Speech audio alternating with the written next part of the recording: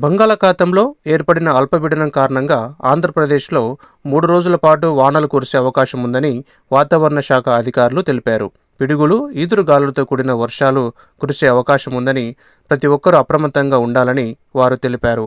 బంగాళాఖాతంలో ఏర్పడిన ఉపరితల ఆవర్తనం క్రమంగా బలపడి అల్పపీడనంగా రూపాంతరం చెందిందని, ప్రస్తుతం ఉత్తర బంగాళాఖాతంలో కేంద్రీకృతమైందని అధికారులు తెలిపారు. ఈ అల్పపీడనం వచ్చే 48 గంటల్లో పశ్చిమ బెంగాల్, ఒడిశా వైపు చేరే అవకాశం ఉందని, అల్పపీడనం ప్రభావంతో కోస్తాంధ్ర, ఉత్తరాంధ్ర, రాయలసీమ జిల్లాల్లో ఉరుములు, మెరుపులతో కూడిన వర్షాలు కురుస్తున్నాయన్నారు.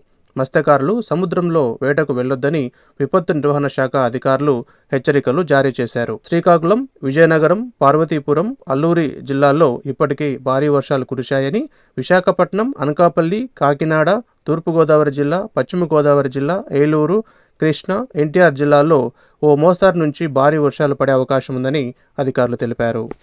భారీ వర్షాలతో పాటు పిడుగులు కూడా పడే అవకాశం ఉందని, బలమైన ఈదురుగాలులు కూడా విస్తృతంగా నమోదయ్యే ఛాన్స్ ఉందని ఎస్డీఎంఏ అధికారులు తెలిపారు. ఈ సమయంలో ప్రజలు చెట్ల కింద, హోర్డింగ్స్ దగ్గర నిలవకూడదని, పిడుగులు పడే సమయాల్లో ఓపెన్ ఏరియాలో ఉండకండి అని హెచ్చరికలు జారీ చేస్తున్నారు. అత్యవసరమైతే తప్ప బయటికి రావద్దని అధికారులు సూచిస్తున్నారు.